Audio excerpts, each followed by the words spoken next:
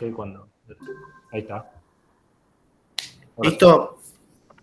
Bueno, nada, arranquemos, chicos. Hoy es la última clase que tenemos en la materia. Son dos temas, como dijo Mauro.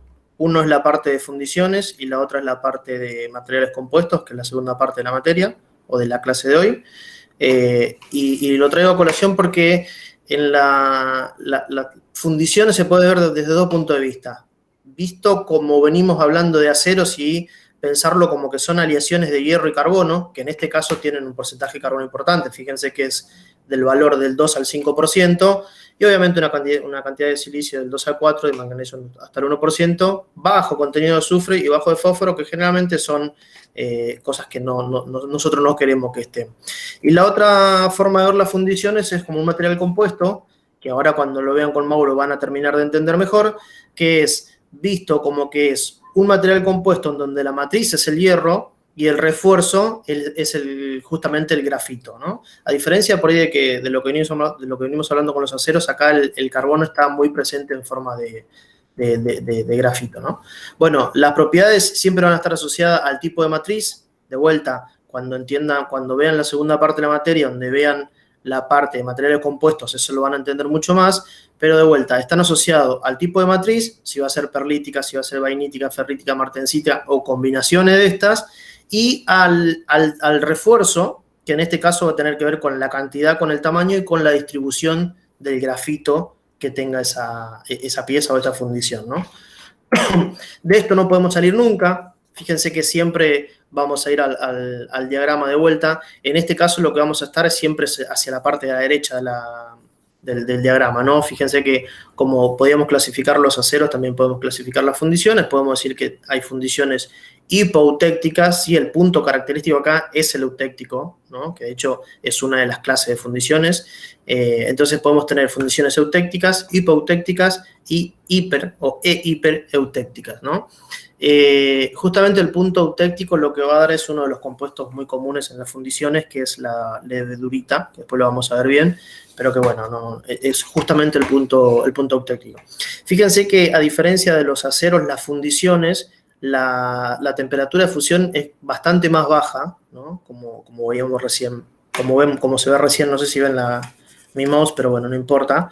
¿Sí? Vamos a ver que acá las fundiciones estamos hablando de 1100, 1050, una cosa así, mientras que los aceros estamos hablando en 1500, 1500, 1480, ¿no? ¿Llegan a ver eso? Eso es una característica típica de fundiciones que nos permite poder procesarlas. Están ahí, ¿no? Estoy hablando solo. Sí, no, estamos acá. No, sí, estamos. Sí, excelente, excelente. Bueno, fundiciones. ¿Cuáles son las principales características de las fundiciones? Nula deformación plástica, ¿sí? No son dúctiles ni maleables. Tienen relativa dureza. En realidad son mucho más duros que los aceros, o por lo menos que los aceros comunes. Son resistentes al choque térmico, son resistentes a la corrosión, son resistentes al desgaste, propio también del incremento de dureza. Son poco soldables, pero sí muy maquinables, que es una característica típica de las fundiciones. Absorben las vibraciones mecánicas y actúan como autolubricantes. Lo que sucede es que justamente el mismo carbono, cuando uno está mecanizando estas piezas, actúan como lubricante. Y nada, fíjense que los primeros puntos que son típicas de las fundiciones. Uno no ve fundiciones que le puedan dar forma o le dan forma con procesos posteriores. Siempre la forma en las fundiciones se da a través del mecanizado. ¿Cuáles son los usos y la ventaja más importante? Bueno, se utilizan para piezas de diferentes tamaños justamente por lo que estamos hablando hoy, ¿no?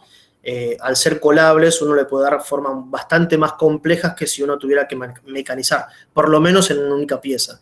Son, bueno, lo mismo, piezas de alta complejidad, son más fáciles de maquinar que los aceros por lo que veíamos recién, ¿no? El tema de que justamente el carbono hace de lubricante, y en su fabricación no se necesitan equipos ni horno demasiado costoso como sí puede pasar con el caso de los aceros. Esta es una forma, no sé, bastante más fácil, o a mí por lo menos me sirve para poder seguir el camino de las fundiciones. Fíjense que nosotros tenemos hacia la izquierda el hierro o la fundición líquida, y cuando estamos solidificando, dependiendo del potencial de gratificación, vamos a tener distintas fundiciones. Por ejemplo, si es bajo, lo que nos va a llevar siempre va a ser a tener las fundiciones blancas. que la fundición blanca es muy poco utilizable. Ahora vamos a ir viendo cada una de ellas, pero lo que tiene es que es una fundición muy, muy dura y la realidad es que tiene poco uso en la industria o tiene un uso reducido. Pero sí es común que la fundición blanca sea el camino para obtener la fundición maleable, que a través de un tratamiento térmico recocido podemos tener la fundición maleable, que también lo vamos a ver por el otro lado. Si por el contrario el potencial de gratificación, grafitización es alto, lo que vamos a tener justamente es el grafito. Y en el grafito podemos tener la fundición gris y la fundición nodular, que después vamos a ver cuáles son las diferencias entre cada una de ellas, y a su vez en la fundición nodular, dependiendo de la velocidad de enfriamiento, podemos tener como una matriz de martensita, de perlita o de ferrita, obviamente más el grafito, ¿no? En función de si la velocidad es rápida, media o baja de solidificación. Bueno, acá lo que veíamos recién, ¿no? Si volvemos al diagrama de hierro-carburo-hierro, lo que vemos es que el punto eutéctico, que está en 4.3% de carbono, a los 1130, ¿sí? Se obtiene este compuesto que recibe el nombre de ledeburita. No existe la realidad la ledeburita a temperatura ambiente, pero sí lo que pasa es que es una estructura muy característica que de hecho cuando uno puede llegar a verla y verla que les queda como agrupaciones de perlita y cementita muy típica de los puntos eutécticos. Esta es la primera que decíamos recién, la fundición blanca, ¿sí? En donde las áreas oscuras lo que vamos a ver es que corresponden a la perlita y la región blanca corresponde más a la cementita. Como lo decíamos recién, es la de menor uso industrial, en general no son muy maquinables y el acabado se realiza siempre por rectificado. La fundición blanca se obtiene como producto de partida para la fabricación de la fundición maleable, como hablábamos hoy. ¿Sí? De vuelta, no tiene mucha utilización práctica o por lo menos universal en la industria, pero sí es típica de camino a obtención de la fundición maleable, ¿no? Es usada en los casos en donde la resistencia de desgaste es lo más importante y la aplicación no requiere buena ductilidad ni maleabilidad. Fíjense que los usos de la fundición blanca van a ser las camisas para mezcladoras de cemento, la bola de trituración para acería, camisas interiores de las hormigoneras, nada. Usos muy, muy asociados a extremada dureza, ¿no? Fíjense, ahí tenemos 3 microestructuras de fundición blanca, hipoeutéctica e hipereutéctica, siempre de izquierda a derecha. Simplemente para que traten de asociar distintas distribuciones y demás. La ventaja tiene una gran dureza, como decíamos recién, tiene muy buena dureza y elasticidad gracias a la cantidad de carburo de hierro que posee. Son las fundiciones que poseen mayor resistencia al desgaste y a la abrasión, siempre va a estar asociada a la dureza, como veníamos hablando con los aceros. Favorece la formación de cementita y aumenta la dureza de la matriz, ¿no? La desventaja, lo mismo que decíamos, lo que asociamos a la ventaja recién va a estar de la mano con la desventaja, ¿no? Debido a su dureza son difíciles de mecanizar y su utilización en la industria es ilimitada. Son demasiado frágiles, ¿sí? No tienen ni plasticidad, ni ductilidad, ni nada, entonces los hace un producto muy, muy frágil.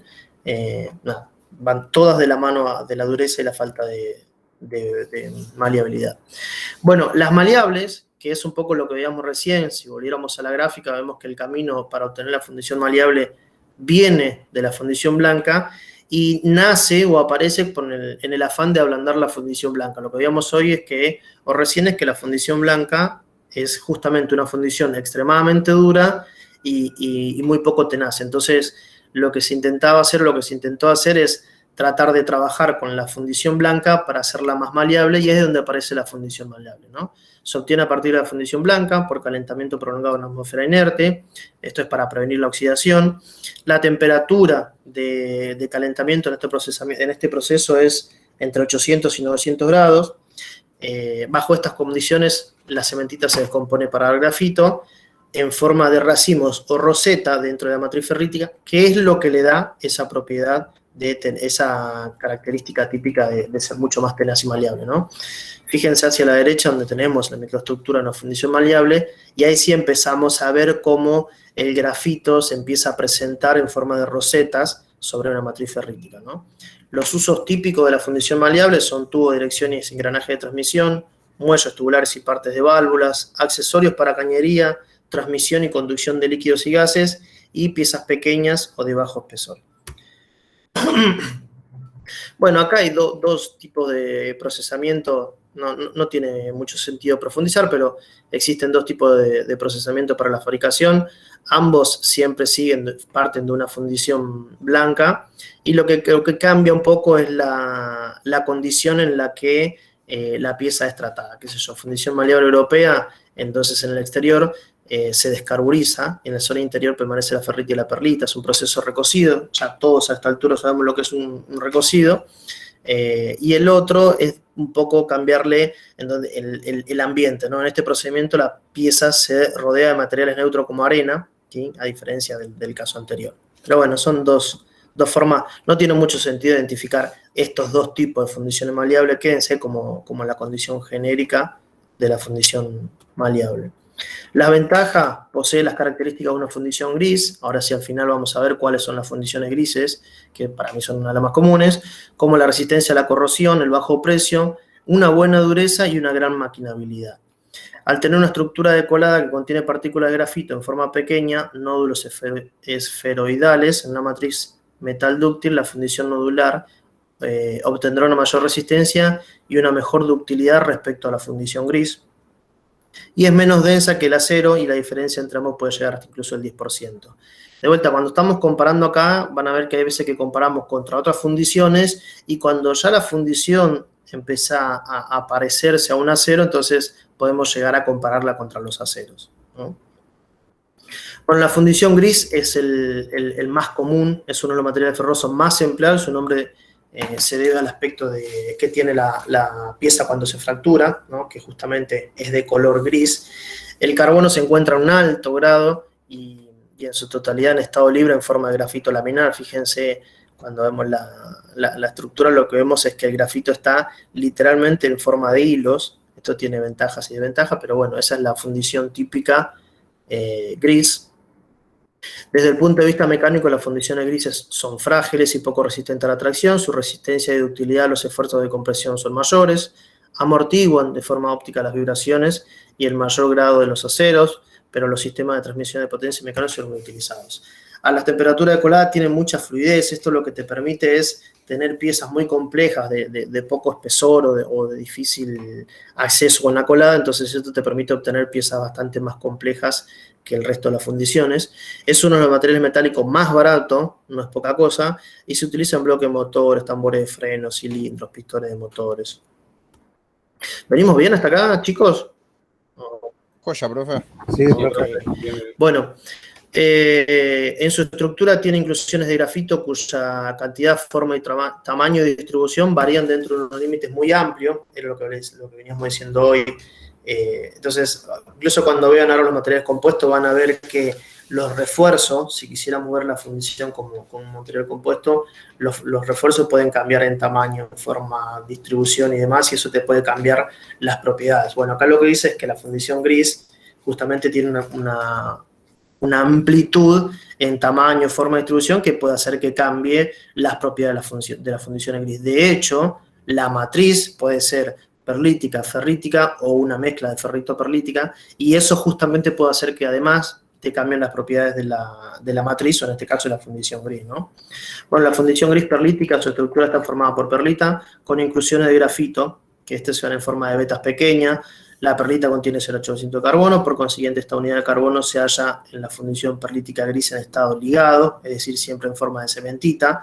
La cantidad restante se encuentra en estado libre, o sea, en forma de grafito. La ferrítica, es una fundición en donde la matriz es ferrita y todo el carbono está aliado en forma de grafito, ¿no? Está libre en forma de grafito en la aleación o en la fundición. Y la fundición gris ferrito-perlita, que es la de las dos, como veníamos diciendo, esta fundición está formada por ferrita y perlita e inclusiones de grafito. En esta fundición la cantidad de carbono ligado es menor al 0,8% de carbono. Acá vamos a ver los distintos tipos de fundiciones gris. Lo que vemos que siempre, indistintamente si es perlita, ferrita o ferrito-perlita, lo que van a ver es que siempre el grafito va a estar en forma laminar, ¿no? Puede cambiar distribución, tamaño y demás, pero siempre va a estar de forma laminar, que es lo que hace a las propiedades o las características de las fundiciones gris. Bueno, ventajas: son mucho más fáciles de mecanizar, siempre el tema este de que el grafito puede actuar de lubricante. Son más baratas, ¿sí? Son muy baratas en las fundiciones grises. Su fabricación es también más sencilla por emplearse instalaciones menos costosas, ¿sí? Se realizan a temperaturas de fusiones relativamente poco elevadas. En la solidificación presenta mucho menos presenta mucho menos contracción que los aceros, y además su fabricación no exige empleo de refractarios relativamente especiales. Digo, siempre si vamos a tener un horno a este nivel de temperaturas o a estas temperaturas, vamos a usar refractario. Lo que pasa es que justamente estar asociado a temperaturas de fusión más bajas o relativamente bajas, podemos rescindir de algún tipo de refractarios especiales, ¿no? Eso es lo que dice ahí. Las desventajas es, tiene una baja resistencia a la tracción y ductilidad, por lo tanto su resistencia al impacto es inexistente, no sufre deformaciones plásticas, y las discontinuidades de la matriz de las fundiciones gris disminuyen las propiedades de las piezas debido a que se reduce la sección útil. ¿Se acuerdan cuando hablábamos de los materiales cerámicos y decíamos que por lo mismo que los materiales, por ejemplo, aislantes, tenían menor resistencia a la tracción? ¿Por qué? Porque teníamos la sección útil, en realidad se reducía por los poros. ¿Sí? ¿Recuerdan eso? Sí, sí. Ok, en este caso pasa algo parecido, ¿sí? Lo que tenemos es el grafito que termina yendo en perjuicio de la sección útil en este caso del acero, ¿no? Del hierro, perdón. Pasa lo mismo, lo van a ver después cuando vean los materiales compuestos hoy. Entonces va a tener un efecto parecido. Cuando no está bien ligado el refuerzo a la matriz, puede ir en perjuicio de las propiedades. Este es el caso típico de la fundición gris, al estar el grafito en forma laminar.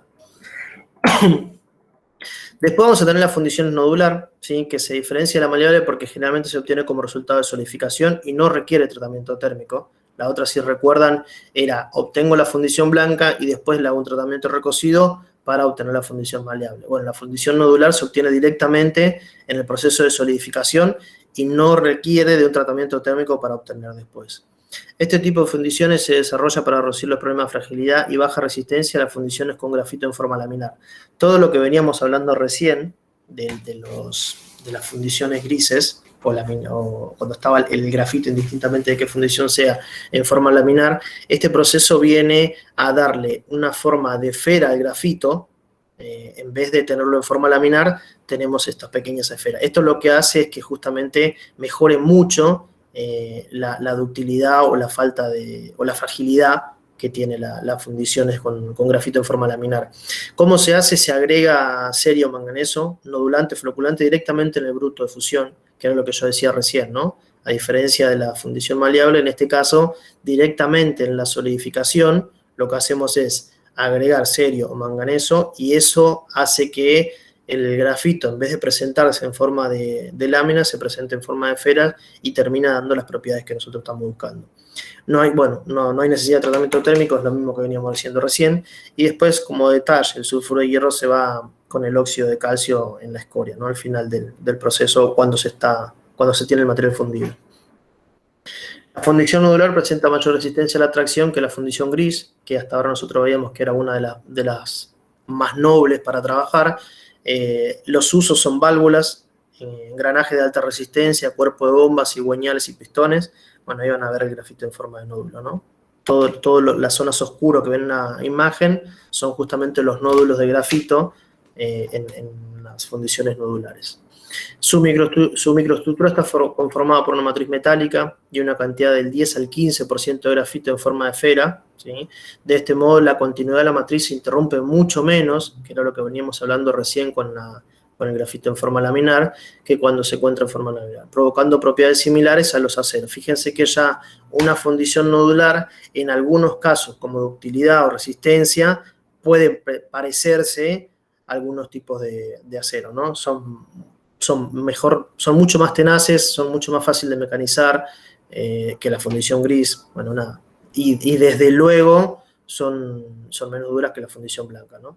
Tenemos las ferríticas, ¿sí? Que poseen maquinabilidad y ductilidad y límite elástico moderado. Las perlitas tienen un buen límite elástico y ductilidad, pero baja maquinabilidad, y se pueden templar en la superficie. Y después, bueno, se pueden tratar térmicamente como tratamientos como normalizado, templados y revenido, o incluso se pueden directamente autemperar. Presentan alta resistencia a la tracción y alto límite elástico. Las ventajas de la fundición nodular es que poseen las características de una fundición gris, como son la resistencia a la corrosión, el bajo precio, una buena dureza y una gran maquinabilidad.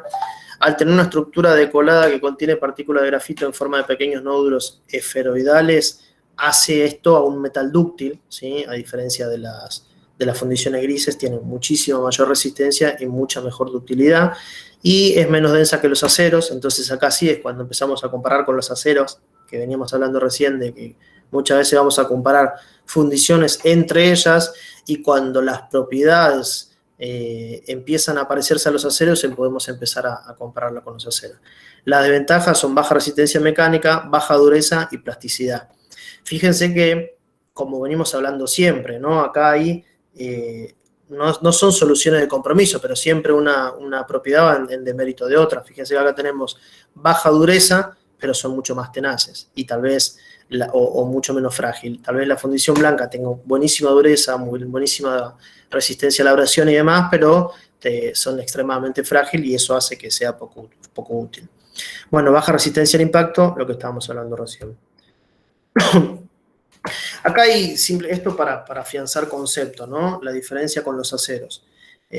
Los aceros, por su ductilidad, son fáciles de formar en caliente, bien sea por forja, laminación, extrusión, ¿se acuerdan lo que veníamos hablando en la primera parte de la materia? Mientras que las fundiciones se fabrican generalmente por moldeo, ¿sí? O puedes moldear, y generalmente es moldeo más un proceso posterior de mecanizado. Uno en la calle puede escuchar al acero como el hierro forjable, justamente porque tienen esa propiedad de maleabilidad, y a la fundición como un hierro colado, ¿no? Es decir, las piezas de fundición se obtienen generalmente por el proceso de colado. Las fundiciones son más resistentes a la corrosión y a los cambios súbitos de temperatura. Esto ténganlo presente, es decir, por qué y en qué momento se utilizan fundiciones cuando probablemente esté expuesto a un ambiente muy corrosivo, o cuando tienen saltos súbitos de temperatura. Las fundiciones, por presentar mayor porcentaje de carbono, son mucho más duras y frágiles. Bueno, eso es lo mismo que veníamos hablando recién. Podemos obtener en alguna situación en donde requiero o que la dureza sea la propiedad que estoy buscando. Si volvemos a la selección de materiales de las primeras clases, no sé, las fundiciones puede ser una de las alternativas interesantes. Los aceros son usados generalmente para fabricación de piezas mecánicas o elementos de transmisión de potencia y herramientas de trabajo, y las fundiciones en general son usadas para la fabricación de piezas de gran tamaño, como carcasa, bancada de máquinas, ese tipo de cosas, ¿no? Las fundiciones poseen una maleabilidad y una ductilidad casi nula. ¿Se entendió hasta acá? ¿Alguna pregunta? ¿Quieren revisar algo más? No, la verdad que bastante bien. Está bueno como refuerzo de lo que ya vimos, pero está copado. Sí, de Disculpa, vuelta. Dante. Sí. ¿Puede ser que este Power no esté en el aula? Sí, eso te iba a decir, profe, si lo podrán subir. Puede ser, tiene derecho a autor, pero bueno, lo subimos, no hay problema. Gracias, profe. No, ahora lo subo. Ahora veo Vale, cómo sube. gracias. ¿Alguna? Sí, perdón, Brenda. No me quedó claro la parte de la poca continuidad de la matriz de las emisiones grises. Ahora cuando vean la parte de compuesto con Mauro lo va a explicar mucho mejor que yo, pero lo que pasa si nosotros viéramos a las fundiciones como un material compuesto en donde la matriz es el hierro y el refuerzo es el carbono, ¿sí? En distinta forma, lo que pasa es que cuando vos vas a tener una matriz de hierro con el carbono en forma de láminas, si uno eso lo intenta ver, no voy a decir tridimensionalmente, pero de todas formas se puede ver. Lo que vos vas a ver es que siempre las láminas de carbono van a hacer perder la continuidad de la matriz, y eso hace indefectiblemente la reducción de la sección útil. Por ejemplo, cuando vos sometés una pieza de fundición a la tracción. ¿Se entendió o no? Brenda, ¿entendiste? Sí, gracias. ¿Segura? Se disminuye la... Una cosa es tener, digamos, cuando uno tiene que es un poco lo que se logra después con la fundición nodular, lo que haces es que el grafito esté, en vez de en forma de lámina, en forma de nódulos, ¿sí? De esferas, esferoidal. Entonces lo que pasa es que la reducción efectiva de la sección es mucho menor en una esfera que en una lámina. ¿sí? Cuando vos, imagínatelo tridimensionalmente, lo que vas a ver es que tenés directamente una lámina en vez de una esfera. Entonces ese plano, mal dicho, ese plano va a hacer que la reducción de la sección útil sea mucho más en la matriz, por ejemplo, en la fundición gris, perdón. ¿Sí? ¿Se llegó a entender, chicos? Sí, profe. Sí, profe. sí, ahora Sí, sí, antes. profe, sí. Ok, ¿otra pregunta más?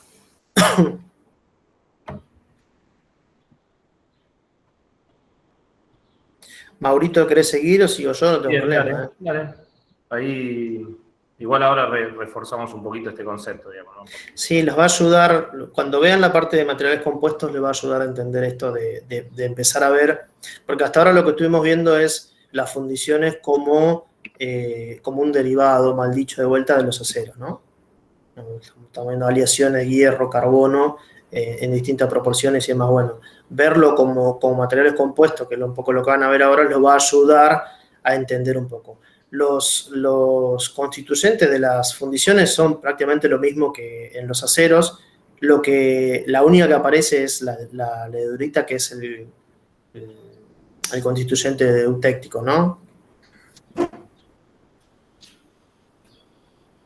Bien. Sí. Seguimos con compuestos.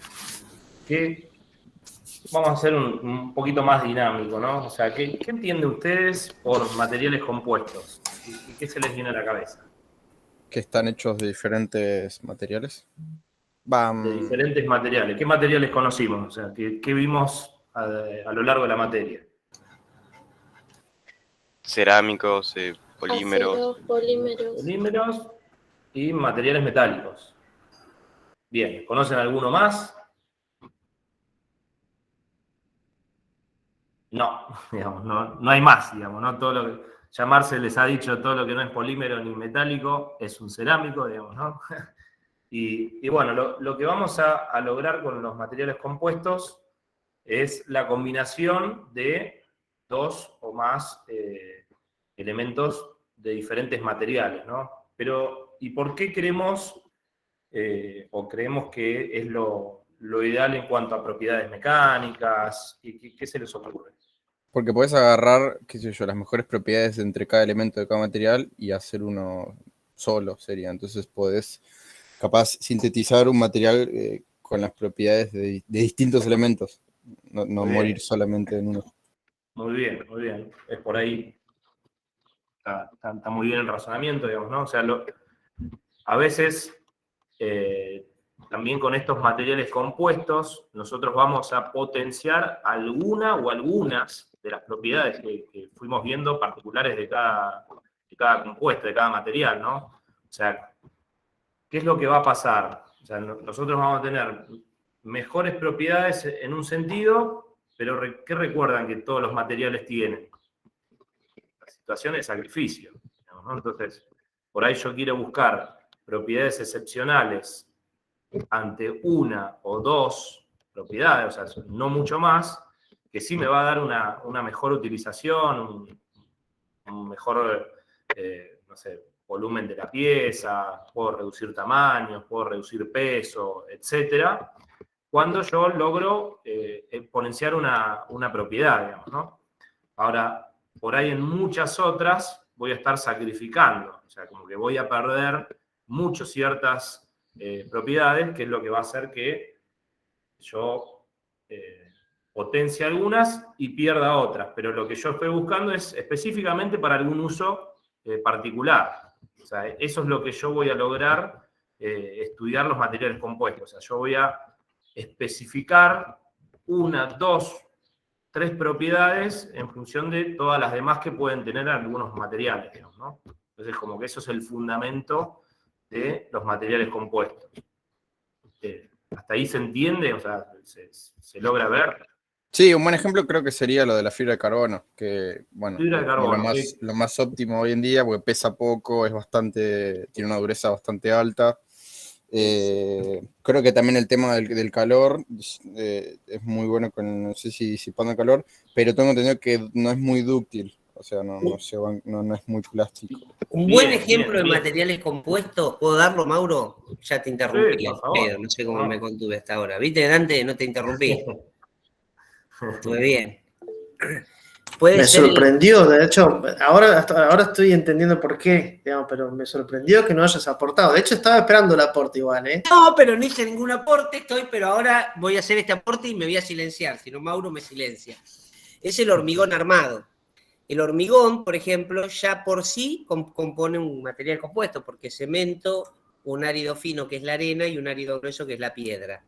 Si a ese compuesto, que ya tiene unas ciertas propiedades compuestas de materiales compuestos, donde cada uno le confiere una propiedad, yo le agrego barras de acero, ¿no es cierto?, distribuidas ahí, se termina conformando en un material que tiene cierta resistencia mecánica, aumenta su resistencia mecánica y su capacidad de deformación plástica en cierto sentido. Entonces el hormigón armado, que es un supermaterial por excelencia, es uno de los ejemplos de un material compuesto súper usado. Ese es un material compuesto, se identifica bien, ¿no? Sí, columnas y vigas puede ser, viguetas. Y contrachapado también podría ser un material compuesto. Sí. Sí. Bueno, me callo ahora. Bueno, Perdón. pero muy buena acotación. Ya continúo Gracias, con lo del Mauro. alumno también, con Franco, que la fibra Sí. de vidrio, digamos, ¿no? O sea, ahí lo que podemos hacer, nosotros podemos encontrar otro material para utilizar, no sé, ¿dónde usamos fibra de vidrio? ¿Qué se imaginan? Las bañeras, tengo entendido. Bueno, las embarcaciones. Una bañera, una embarcación, perfecto, listo. ¿La podemos hacer de acero? Y sí, se puede también. Sí, se puede hacer, o sea, lo que voy a perder, ¿qué va a ser? O sea, el peso, o sea, si yo voy a hacer una embarcación de un barco que va a pasar el Atlántico, que va a cargar miles y millones de contenedores, digamos, ¿no? Esos buques gigantes, y por ahí no lo haría de fibra de vidrio, sí, no lo haría de fibra de vidrio, porque obviamente no dan ciertas propiedades. Ahora, una embarcación de un bote que es una lancha que la voy a usar en el Tigre para ir los fines de semana, y no la voy a hacer de acero, como que voy a perder condiciones de peso, voy a tener muchas propiedades mecánicas que no justifica el uso en determinada embarcación. Entonces, como que los materiales compuestos me ayudan a buscar el criterio de la selección de materiales, que es el fundamento que le damos a la materia. Obviamente vamos a utilizar materiales que no son compuestos, porque obviamente los materiales compuestos, ¿cuál va a ser el peor factor que van a tener, digamos? ¿Qué se imaginan que es? ¿Que son más caros? Son más caros, o sea, el precio, excelente, o sea, el costo del procesamiento de un material compuesto va a hacer que en algunos casos no sea la mejor opción, digamos, por ahí posiblemente sea, pero por el uso que le voy a dar, o sea, las condiciones en las que va a estar trabajando y demás, no voy a gastar semejante plata en distintos procesos, o sea, todo es en relación al costo. Entonces, la peor condición para un material compuesto es el costo, pero bueno, no sé, por ejemplo, en algo de alta competición, o sea, en carreras de automóviles, y no voy a hacer el chasis o de acero, lo voy a tratar de hacer aleaciones de aluminio, todo lo que sea el casco voy a utilizar compuestos como la fibra de carbono, que me van a reducir el peso, me van a mejorar temas de fricción con el viento, etcétera, etcétera, que ahí sí voy a utilizar ciertos materiales. Ahora, para ponérselo a ese piloto, fibra de vidrio para la butaca, ¿ves? Perfecto, o sea, ahí reducís mucho el peso, le da para hacer el procesamiento de esa silla, el método de moldeo y demás para que cumpla con las condiciones va a ser mucho más fácil que hacerlo de algún metal, etcétera, o sea, forrado después en materiales de comodidad para el piloto, pero todo lo que se gana es reducción de peso. Entonces, ahí yo después lo voy a usar en un 147, que lo voy a usar en camino de cintura, y bueno, no voy a poner de fibra de vidrio, no voy a poner de fibra de carbono, porque el primer pozo que agarre, o una piedrita que pasó un camión, y me rompe todo el chasis, la butaca. la carrocería, digamos. Entonces, no justifica en ciertos usos. Entonces, por eso, nosotros como ingenieros vamos a utilizar los materiales, vamos a seleccionar en función a las propiedades, o sea, a las solicitaciones externas y al uso y la utilización. O sea, uso, utilización es lo más importante. Y ahí es como, eso es lo principal, lo que quiero que se lleve en la materia. Después vamos a pasar ahora con los conceptos así medio rápido, pero como que el fundamento del razonamiento que quiero que lleven es en función de esto, digamos, ¿no? Por eso ahora vamos a decir, y acá es una introducción también a lo que decía Dante con fundiciones, digamos, ¿no? Los materiales compuestos son combinaciones macroscópicas de dos o más materiales diferentes que poseen una interfase discreta y reconocible que los separa, digamos, ¿no? Debido a ello son heterogéneos, o sea, sus propiedades no son la misma en todo su volumen. Acá lo que quiere decir es que es una interfase discreta, o sea, yo voy a poder reconocer un material de alguna matriz polimérica y el refuerzo va a ser de fibra de vidrio, por ejemplo. Entonces, ahí tengo un material cerámico inmerso en una matriz polimérica. Entonces, yo voy a poder reconocer tanto el polímero como el cerámico. No así, nosotros cuando vimos uniones metálicas o compuestos, aleaciones, ahí se genera una interfase que, si bien tiene una característica distinta entre, por ejemplo, la martensita, las láminas de cementita con las láminas de perlita y demás, nosotros ahí no podemos diferenciar una fase de la otra, sino que esos son compuestos a nivel atómico con sustitución de átomos o cuando veíamos que nosotros en el intersticio entre los átomos entraba un átomo de algún volumen muy chico o de tamaño muy chico o sustitución de un átomo por otro. Entonces acá no sucede eso químicamente, sino que acá hay una interfase distinta y son compuestos distintos. Por eso nosotros vamos a llamar materiales compuestos. ¿Se entendió acá? O sea, la diferenciación entre un compuesto y una aleación, por ejemplo. Sí, sí. Sí, sí. Bien, o sea, eso es la característica fundamental. Yo reconozco fases distintas, digamos, ¿no? Y no son compuestos químicamente que cambian según son sólidos, nosotros digamos, sólidos. ¿No? Entonces, algunos materiales compuestos son naturales, como la madera o el hueso, y la mayoría de los materiales compuestos utilizados en la actualidad son diseñados y fabricados por el hombre. La mayoría son desarrollados para aplicaciones específicas, ¿no? Estos surgen de la necesidad de obtener materiales de una combinación de propiedades que difícilmente se encuentran en los cerámicos, los plásticos, los metales. Se busca la manera de conseguir un efecto sinérgico en las propiedades finales, resultando ser superiores. O sea, en la mayoría de los casos buscamos que sean superiores, pero esto no es siempre, digamos, ¿no? Eso es lo que yo traté de comunicarles antes. A veces son superiores en una o dos propiedades, no en todo. No quiere decir que un material compuesto va a ser superior en todo a un polímero o a un cerámico o a un metal, ¿no? Y a pesar de haberse obtenido materiales con unas propiedades excepcionales, utilizar estos materiales en aplicaciones prácticas no siempre es factible, dado que se trata de materiales caros de difícil fabricación. Y esto nosotros lo extrapolamos siempre al diagrama de esfuerzo de formación, digamos, ¿no? Entonces, donde nosotros acá, una matriz, ¿qué se les ocurre que sería, viendo este esfuerzo de formación, esta matriz? ¿Qué material sería? De los tres que vimos, ¿no? Metálicos, cerámicos o polímeros. Y yo creo que es un polímero. Un polímero. ¿Por qué?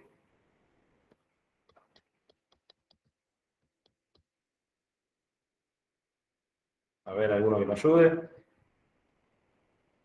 ¿Cómo es el esfuerzo? ¿Por el porcentaje de elongamiento, puede ser?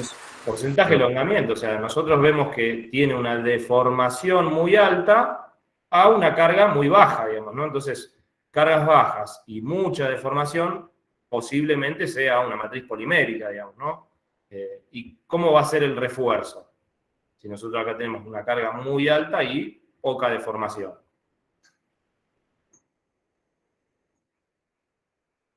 ¿Cómo va a ser el Un metal. Un metal, digamos, ¿no? O sea, puede ser algún otro compuesto, pero dentro de esto, con este diagrama de esfuerzo-deformación, este se comporte como un material rígido, con un módulo de elasticidad muy alto y un grado de deformación que luego vuelve al estado original. Ahora, si yo les digo un cerámico, y posiblemente tenga o esta carga mayor o menor, pero casi nada tendríamos de módulo porcentaje de alargamiento, claro. del alargamiento, digamos, ¿no? El porcentaje de alargamiento. Entonces, eso, viendo siempre el diagrama de esfuerzo de formación, nosotros vamos a poder ubicar en qué sector se encuentra cada material, ¿no? Y entonces acá, con la combinación de esta matriz con este refuerzo, nosotros vamos a lograr un compuesto donde yo necesite un grado de utilidad superior a si lo usaba como un material metálico, pero voy a sacrificar el componente del esfuerzo que vas a soportar. Pero si yo estudié que el esfuerzo va a ser este o menor, este sería mi material compuesto de mayor aplicación, ¿no? Entonces, esto es lo que voy a lograr partiendo de la combinación de ambos, digamos. No hay un estudio de esto como que mezclo este material con este y me da esto, sino que es una orientación cuando uno tiene que diseñar el material que va a usar, ¿no? Perdón, que acepto. Bien, pasando a la composición del material compuesto, nosotros vamos a diferenciar dos fases, digamos, ¿no? Que va a ser la matriz y va a ser el refuerzo. Vamos a contar con una serie de aditivos y cargas. Cargas va a ser por ahí otra visualización en los materiales compuestos. El aditivo generalmente no lo veo porque ¿qué piensan que es el aditivo para, o sea, como mayor uso, el aditivo en un material compuesto? ¿Qué voy a querer lograr? ¿El color, por ejemplo? Bueno, color, pero algo más fundamental. ¿Resistencia a la corrosión puede ser? Puede ser, pero ¿qué voy a necesitar que pase con la matriz y con el refuerzo? Que queden unidos. Que queden unidos, o sea, la cohesión que tiene que tener la matriz con el refuerzo. Entonces, los aditivos de mayor importancia, todo lo que me dijeron están bien, son de uso, o sea, son para eso, pero el fundamental es el que tiene que dar la cohesión de la matriz con el refuerzo. O sea, que mis propiedades mecánicas van a ser mucho mejor cuando la matriz y el refuerzo tengan una cierta cohesión, ¿no? Profe, sí. un ejemplo de eso, ¿cuál sería, por ejemplo? Como para visualizar. Y hay algunos, generalmente en la fibra de vidrio, vieron que siempre se aplica la fibra y después como un tipo de pintura. Bueno, esa pintura tiene aditivos que son polímeros que mejoran la interfaz ahí que peguen el vidrio con el polímero que sea, digamos, ¿no? Generalmente es propileno. Perfecto, gracias. No. Bien, entonces, ¿qué es la matriz? O sea, la matriz es en la que se embebe el refuerzo. Generalmente vamos a tener materiales metálicos, cerámicos o resinas orgánicas, pero en la parte de los cerámicos el material que se elige como matriz no es en general tan rígido ni tan resistente como el material de refuerzo, ¿no? Porque en los materiales metálicos y poliméricos la matriz me va a dar muchas más funciones con respecto a la parte química, porque es la que va a estar, la que va a embeber el refuerzo y es la que va a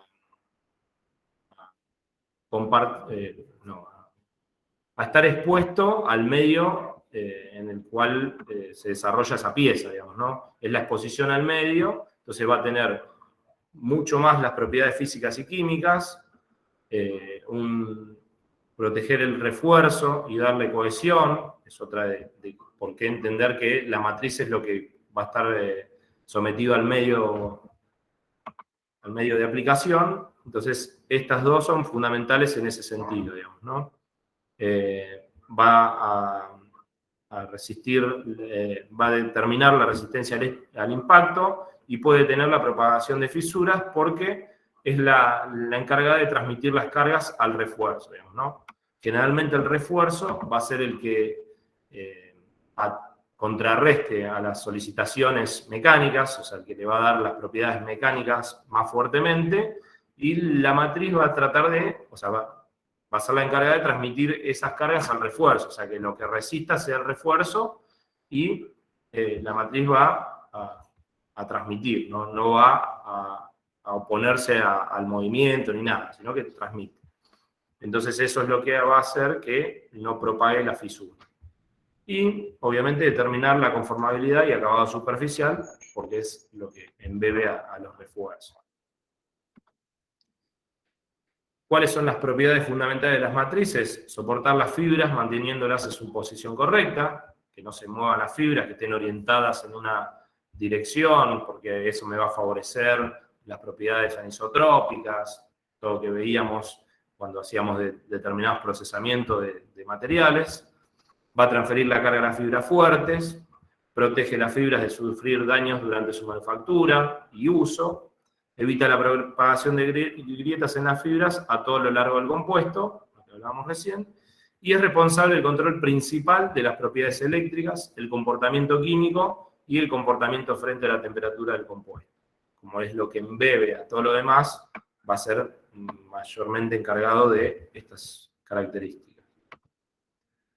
¿De cuáles hay? De todos los materiales que conocemos va a haber una matriz. Generalmente la más conocida, o sea, la más común es la polimérica. La metálica es la donde se está desarrollando mucho más. Y la matriz cerámica, en cierta medida, se usa, pero es muy específica para determinadas aplicaciones y mucho más a lo que es la alta temperatura, digamos, ¿no? Por la propiedad de los cerámicos que tienen de mantener las propiedades aún en trabajos de alta temperatura, ¿no? ¿Qué es el refuerzo? El refuerzo es la fase discontinua o dispersa que se agrega a la matriz para conferir al compuesto alguna propiedad que la matriz no posee. En general, el refuerzo se utiliza para incrementar la resistencia y rigidez mecánica, pero también se emplea en refuerzo para mejorar el comportamiento a altas temperaturas, la resistencia a la abrasión. En ese caso, le agregaría cerámicos o algunos materiales metálicos para específicamente utilizar en algo de alta temperatura. Entonces, los materiales compuestos se pueden clasificar en materiales reforzados con partículas o con fibra. ¿Hasta acá vamos bien? Estoy yendo rápido, no sé si queda alguna duda, me frena. Sí, vamos bien. Va rápido, pero vamos bien. Va por lo menos. Bien, buenísimo. Bueno, compuestos reforzados con partículas, consolidados por dispersión. Acá generalmente son nanopartículas, o sea, voy a introducir a una matriz generalmente cerámico u óxidos metálicos. Con lo que voy a hacer es una especie de desarrollo de aleaciones, pero no voy a obtener transformaciones de fase, digamos. Yo no voy a introducir un elemento de fase dentro de otro, sino que lo voy a dispersar en forma de nanopartículas, pero no van a cambiar, no van a formar otros compuestos, digamos. La perlita no va a absorber cromo, digamos, si yo le agrego, sino que va a estar disperso, no voy a hacer cambios de fases. Eso es lo que quiero que se entienda con esto de agregado de materiales compuestos y no aleaciones. Profe, ¿le puedo hacer Sí. una consulta? Dígame. Sí. Por ejemplo, hace un par de filminas atrás estaba hablando de aditivos. Un ejemplo puede ser el barnizado a una silla de madera, por ejemplo. Barniz. No, ahí en ese caso, el barniz sería como una protección o un polímero que le agrego a la madera, digamos, ¿no? Porque lo que voy a hacer es protegerlo contra el medio. Entonces yo sería como una especie de plastificar la superficie. Ok. El Ok. aditivo podría ser lo que me pega ese barniz con la madera, digamos, ¿no? O sea, la interfase que puede haber, que siempre son polímeros. Nosotros, por ejemplo, no sé, el detergente es un material que tiene una polaridad distinta que atrae tanto el agua como las grasas. Entonces, como que se genera una interfaz entre dos compuestos que logra adicionarlos o algo así. Como que eso sería lo más importante del aditivo. Perfecto. Perfecto, gracias, profe. De nada, gracias a vos. Bueno, la temperatura ambiente, los compuestos son endurecidos por dispersión, pueden ser menos resistentes que las aleaciones tradicionales, pero la resistencia de estos materiales decrece en menor medida al incrementarse la temperatura, dado que no ocurren los fenómenos típicos que reducen la resistencia mecánica de las aleaciones. Esto lo que quiere decir es que nosotros cuando teníamos resistencia mecánica de aleaciones, nosotros si calentamos el acero y cambia de fase a una fase austenítica, ahí me cambian totalmente las propiedades, digamos, ¿no? Entonces, ahí cuando yo elevo la temperatura, ahora voy a tener una fase austenítica, entonces las propiedades cambian y el material se vuelve más blando, se vuelve más maleable y demás, pero pierdo las propiedades mecánicas. Entonces, lo que voy a lograr con estos materiales es que no haya esos cambios de fases, no se ablande el material, entonces a elevadas temperaturas voy a mantener mis propiedades mecánicas, porque no van a aparecer cambios de fase, sino que el compuesto se va a mantener igual, porque no se alió, no se combinó ese metal que yo le agregué compuesto al metal. Endurecidos por dispersión, contactos eléctricos, componentes de turborreactores, rejilla batería, filamento de calentadores, incluso industria aeroespacial y reactores nucleares. Los reforzados con partículas grandes, Marcelo ya lo mencionó, caso más común es el hormigón, y aditivos de relleno, se comporta como materiales compuestos reforzados con partículas grandes, en algunos materiales poliméricos. Acá nosotros veíamos la clase pasada, que Dante comentaba, del talco que le agrega los materiales poliméricos. O sea, yo ahí estoy generando un material compuesto, o sea, si yo lo miro es un polímero, pero tiene particulado de talco. ¿Qué es lo que va a hacer? O sea, va a aumentar el volumen y el talco va a tener otro costo a completar la pieza con solamente el polímero, ¿no? Entonces, eso es lo que a veces no le agrego propiedades mecánicas, sino que abarato costos. Otros compuestos reforzados con partículas, precisamente son los CERMET, que son los cerámicos con metal, o carburos cementados, como el carburo de titanio o el de wolframio, más conocido como la vidia, digamos, ¿no? Estas son de gran aplicación para materiales de herramientas de corte en aceros endurecidos con carburos precipitados. Extremadamente duros, aportan efecto de cortante en la superficie, pero son frágiles, por lo que estos carburos por sí mismos no pueden soportar los grandes esfuerzos mecánicos del corte. En el caso de los polímeros, los reforzados con negro de humo, que son micropartículas, esencialmente esférica de carbono producida por la combustión incompleta de gas natural u otro derivado de petróleo. Más generalmente es el caucho vulcanizado, o sea, yo le agrego esto negro de humo, que le da propiedades mecánicas mejores, aumentando la tenacidad y la resistencia a la tracción, torsión y desgaste, además de mejorar la resistencia al calor. Y lo que le estoy agregando es un compuesto súper económico, ¿no? Es un hollín de una combustión mal hecha que me mejora en el caso de usarlo combinarlo con el caucho. Entonces, se logran a veces mejores propiedades con desechos de algún proceso. Bien.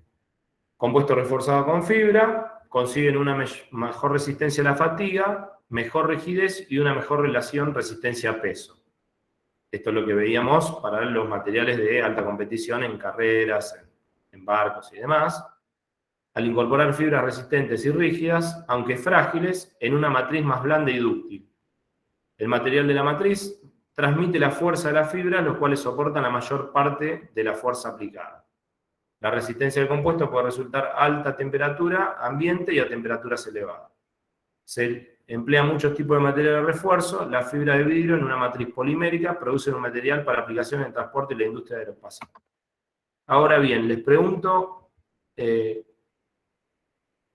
esta parte que dice, el material de la matriz transmite la fuerza, las fibras, las cuales soportan la mayor parte de la fuerza aplicada. Y les comparo un vidrio, o sea, porque yo tengo una fibra de vidrio, va a ser mucho más resistente que si yo, a la tracción, por ejemplo, que un vidrio. ¿Qué es lo que va a pasar en un vidrio y qué es lo que va a pasar en una fibra de vidrio? Si lo que tengo dentro es vidrio, o sea, ¿cómo me resiste más? ¿O por qué? ¿Por el tipo de estructura o no? ¿A qué te referís con la estructura? Y que la fibra de vidrio está en forma laminar y el del vidrio está como cristal. No, por ahí no sería. El vidrio está en forma de amorfo, pero la fibra de vidrio también es lo mismo, nada más que está en una unidad de volumen muy, como en fibra, o sea, volumen de finito, o sea, son finos y largos, para hablar de volumen. ¿Qué se les ocurre a los demás?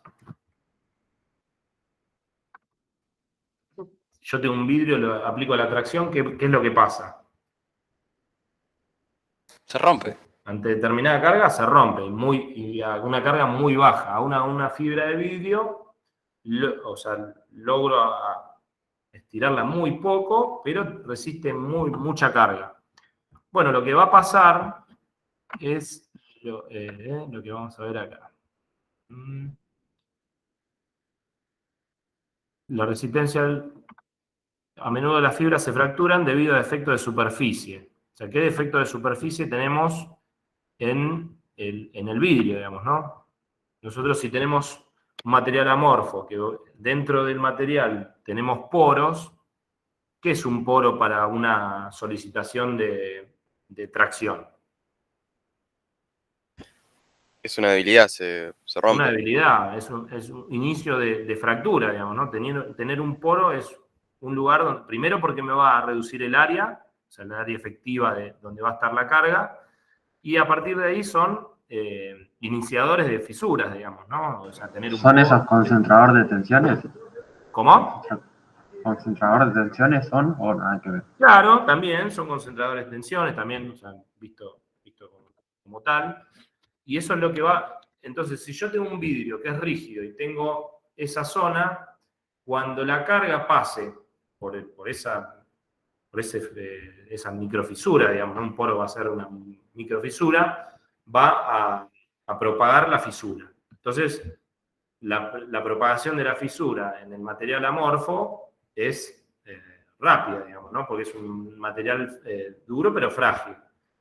Ahora, ¿qué es lo que pasa cuando yo tengo infinidad de fibras? ¿Qué va a pasar cuando yo lo fabrique? O sea, una fibra de vidrio. O sea, si ven una sola, justo no me pueden ver. Si tengo una, el proceso de fabricación puede que no tenga ningún poro, una fibra, y otra fibra sí lo tenga, pero ¿qué es lo que va a pasar? Como yo tengo la transmisión de carga con la matriz, yo voy a transmitir la carga a las fibras fuertes, y las fibras fuertes son las que no van a tener imperfecciones. Entonces, una fibra me va a resistir bien la carga, por ahí la de al lado tiene un poro, se cortó, lo que sea, no me resiste, pero transmite la carga hacia otra. Y otra que está al costado, por ahí está perfecta, y otra no, y muchas son perfectas. Entonces, lo que me va a resistir los efectos de tracción van a ser todas las fibras que no tengan defectos. Entonces, me va a lograr que las propiedades mecánicas sean mucho mejor a los efectos de tracción. Y una forma que voy a necesitar es la relación entre la longitud y el diámetro. Porque cuanto más largas y finitas son estas fibras, mejor va a ser la condición de resistir la carga. Que yo cuando diseño un compuesto reforzado con fibra, voy a tener en cuenta esta relación entre la longitud y el diámetro, la orientación. ¿Qué se imaginan que va a pasar con la orientación? Lo que hablábamos como propiedades anisotrópicas. Las voy a orientar en el sentido de la carga. Yo conozco que la carga es solo de tracción, y bueno, los voy a orientar en esa zona donde va a estar paralelo a la carga. Ahora, si yo le aplico un esfuerzo tangencial a esa orientación, va a ser muy débil el compuesto. Entonces, yo voy a tener que tratar de orientar todas las fibras en todos los sentidos. Entonces, lo que voy a tener que hacer es entretejer todas las fibras, digamos, ¿no? Y eso ¿qué va a pasar con los costos del procesamiento? Si yo tengo que orientar las fibras entretejidas, ¿qué voy a aumentar? El costo. El costo. O sea, me van a tener que hacer un proceso súper caro. Obviamente lo voy a necesitar, pero voy a tener que costear un material mucho más caro. La cantidad y propiedad de las fibras, o sea, cuánta cantidad yo le agregue de fibras a ese material, me va a aumentar las propiedades mecánicas, pero si yo tengo mucho refuerzo y poca matriz, ¿qué va a pasar?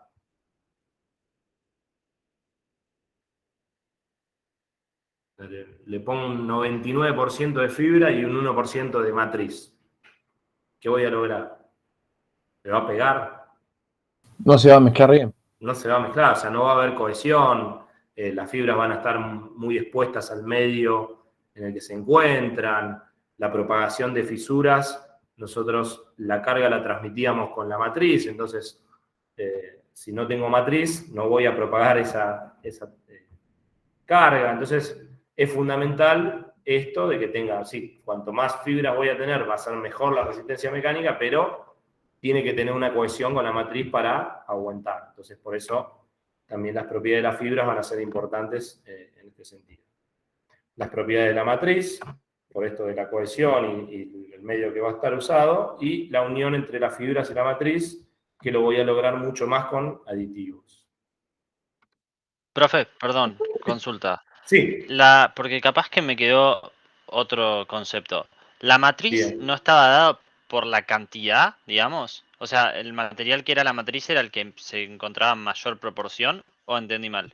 No, generalmente no. O sea, la matriz está hecha para la parte de propiedades frente al medio y frente a la continuidad de las cargas. O sea, lo que veíamos, déjame decirte bien la palabra que ya dijimos, transmitir las cargas al refuerzo. O sea, la matriz va a transmitir las cargas al refuerzo, entonces yo voy a necesitar, pero lo que más necesito son las propiedades mecánicas. Entonces lo que más voy a necesitar son los refuerzos, que son los que le confieren más las propiedades mecánicas. O sea que la distinción sería más bien por las propiedades y no por la cantidad de material, digamos, que tenemos. Exactamente, por las propiedades. Lo que más necesito va a ser que me aguante propiedades mecánicas. Y eso le confiere mucho más los refuerzos que las matrices. Genial, perfecto, gracias. Y lo vamos a ver acá. Me quedé por acá.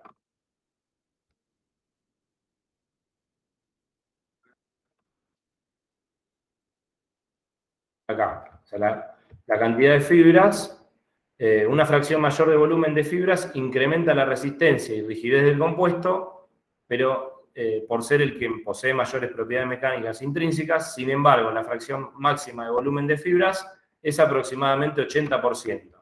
Más allá de esta cantidad, las fibras ya no quedan totalmente rodeadas por la matriz y la transferencia de carga deja de ser eficiente.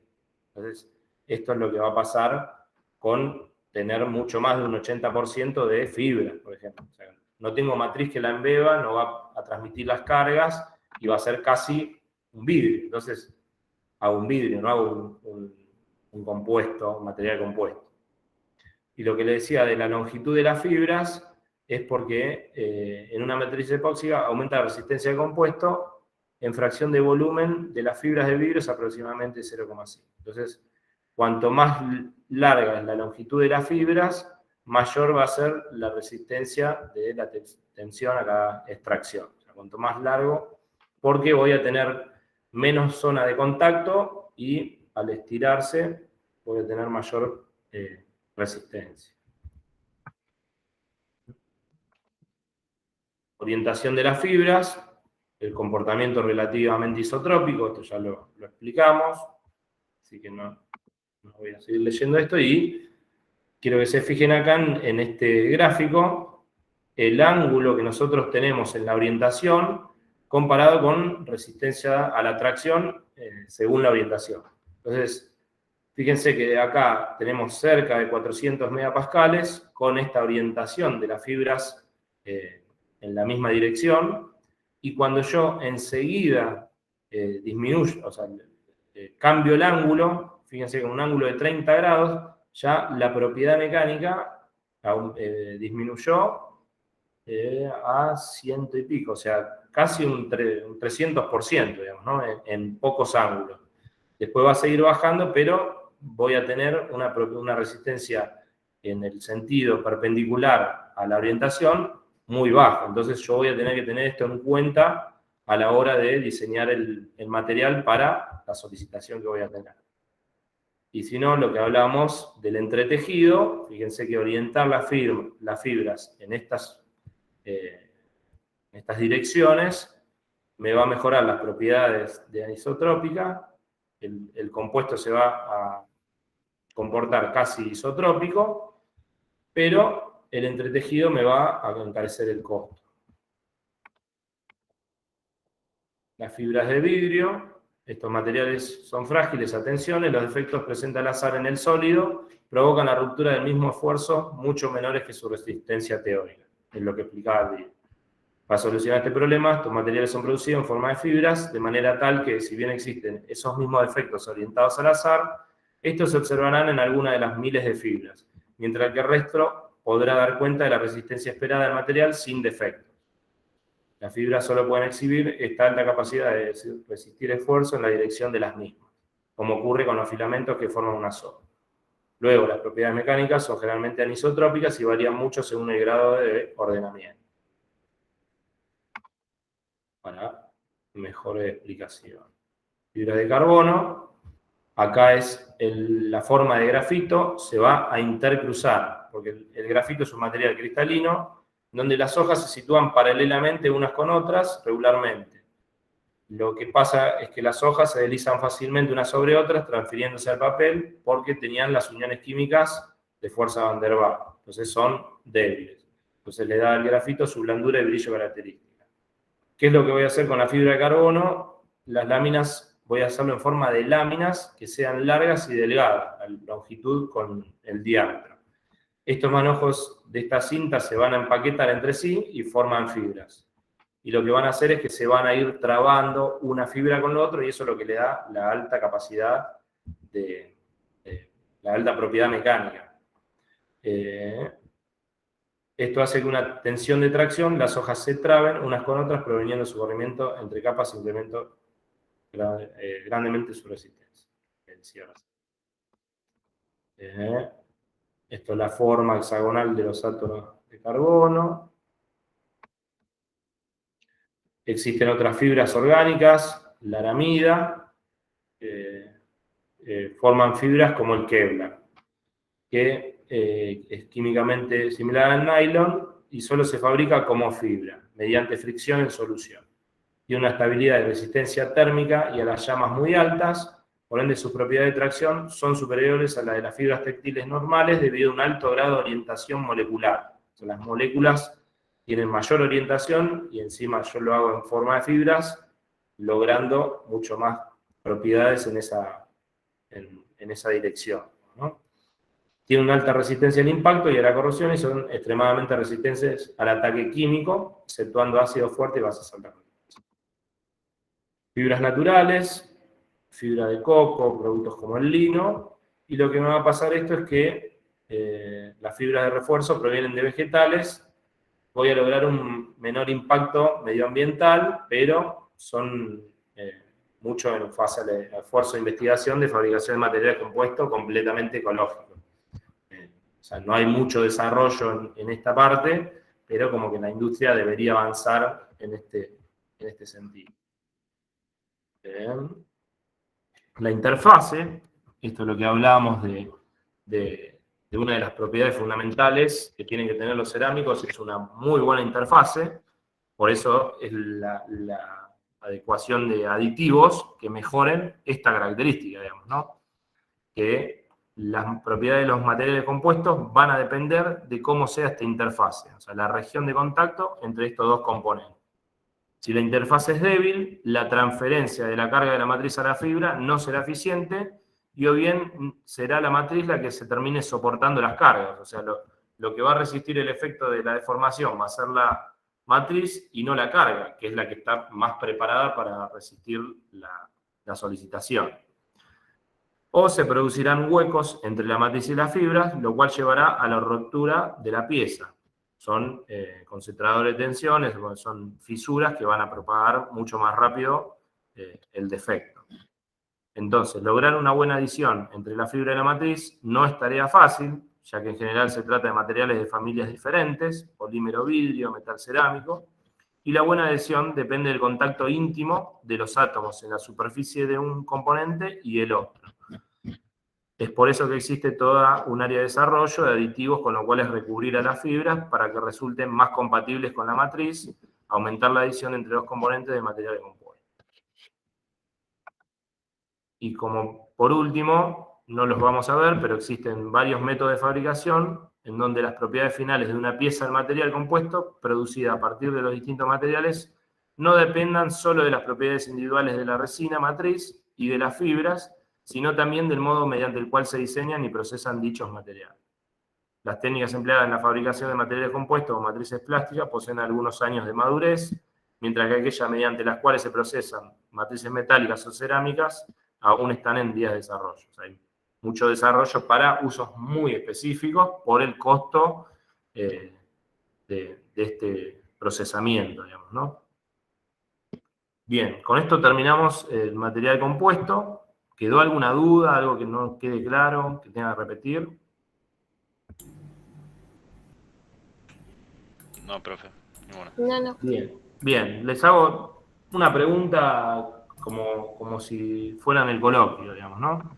Si yo tengo que diseñar, no sé, por ejemplo, una raqueta de tenis, ¿de qué material me la pueden recomendar?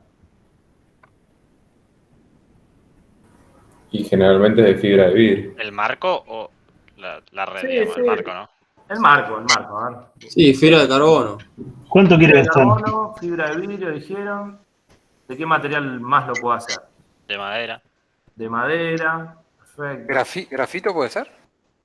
Puede ser, tiene como un compuesto fibra de carbono y Claro, estarían en la fibra de carbono el grafito. sería la fibra de carbono. Pero es como, a veces tiene como grafitos y tiene otro desarrollo, hay algo nuevo también ahora. Pero bien, ahora, si yo digo que me voy a comprar eso porque voy a jugar la final de Wimbledon, digamos, ¿de qué material? ¿La hago de madera? No. No, ¿por qué no? Por el peso. Puede ser por el peso. ¿Qué voy a tener que lograr con la pelotita? ¿Que vaya lento? No, rápido. Que vaya rápido, entonces tiene que lograr, o sea, que el impacto sea el menor cuando pegue la pelotita con la raqueta y entonces devuelva la fuerza, digamos, ¿no? Ahora. Lo que tiene creo que buscar que tampoco el marco se deforme al momento del impacto. Exactamente, que no sufra deformación, entonces por eso voy a buscar ciertas resistencias. Si yo juego al límite y por ahí rozo el piso, digamos, ¿no? Cuando una pelota jodida, rozo el piso, entonces tiene que resistir unos esfuerzos bastante importantes. Entonces sí, realmente la fibra de carbono va a ser lo más óptimo, digamos, ¿no? Lo que está más desarrollado hoy en día. También lo podría ser de aluminio, ¿no? Como alguna matriz de aluminio por alguna carga y demás. Pero a lo que voy es que siempre tenemos que ver el concepto. Ahora, yo juego la final de Wimbledon, entonces, ¿me importa el costo del material en ese caso? No, para nada. No, en ese caso O sea, es insignificante a que me estoy jugando. Ahora, voy a jugar acá en la esquina, en cemento, digamos, ¿no? O sea, en la calle, y bueno, me voy a comprar un material de fibra de carbono y demás. No. Y si No. la vivís, sí, pero Uso si la de no, no. ping-pong. O sea, si querés gastarlo, sí. Ahora, nosotros como ingenieros te vamos a recomendar el material más económico, digamos, ¿no? Que cumpla con cierta solicitación. Entonces, como que esto es el fundamento cuando yo le pregunte, miren, ¿de qué material me recomiendan hacer X cosa, digamos, ¿no? O sea, este es el razonamiento que tenemos que tener. Y, o sea, ustedes me pueden preguntar, y bueno, ¿qué esfuerzo va a tener o para qué lo vas a usar? Bueno, listo, lo voy a usar para jugar en la esquina o para ganar Wimbledon. Entonces, ahí es donde yo tengo que seleccionar el material, sea compuesto, sea cualquier material de los que vivimos convencionales, digamos, ¿no? Pero eso es como lo que queremos que se lleven de la materia. ¿Quedó claro esta situación? O sea, Sí, profe, sí quedó claro. con esto cerraríamos materiales compuestos y todos los materiales para el desarrollo. Marce, ¿algo que agregar? Ahora. No, bueno, nada, la materia ha tenido un desarrollo bastante extenso, es decir, una materia bastante extensa. Vamos a tratar de corroborar por lo menos a aquellos que puedan acceder al coloquio, tratemos de que sea la mayor cantidad posible, corroborar un poco los resultados, a ver un poco el grado de conocimiento que han adquirido y bueno, nada, vamos a ver un poquito. Son presenciales, eso va a ser muy útil también para poder evaluar el grado de conocimiento. Y bueno, nada, es una materia que en 14 clases, en realidad quedaron 13 clases, muy difícil de dictar, entonces, bueno, nada, se van a entender eso y bueno, evidentemente van a tener que repasar un poco más algunos conceptos. Para aquellos que, bueno, que vayan a la final, hay un libro que se llama Abner, que es Introducción a la Metalurgia Física, interesante, el Askeladd también o el Flynn y Trojan, son libros por ahí, ustedes si quieren leer un poco más y profundizar, bueno, nos encontraremos por eso. Así que nada, dicho esto, vamos a ver el tema de los coloquios y los estaremos citando. La gente que tiene que recuperar el segundo parcial va a ser la clase que viene, recuperarán el segundo parcial y bueno, y ahí vemos a ver cómo queda todo terminado para poder presentar antes del 5 las regularidades. Bueno, nada, chicos, les mando un abrazo grande, cuídense mucho. La clase que viene... Profe, una pregunta. Sí, cómo no, Lautaro. En caso de ir a coloquio y desaprobarlo, ¿se puede acceder después a la reválida o va directo a Y final? ese sería un poco el tema, sí. Sería así. Iría la reválida, algo que el coloquio sea muy... Está bien, perfecto. Listo.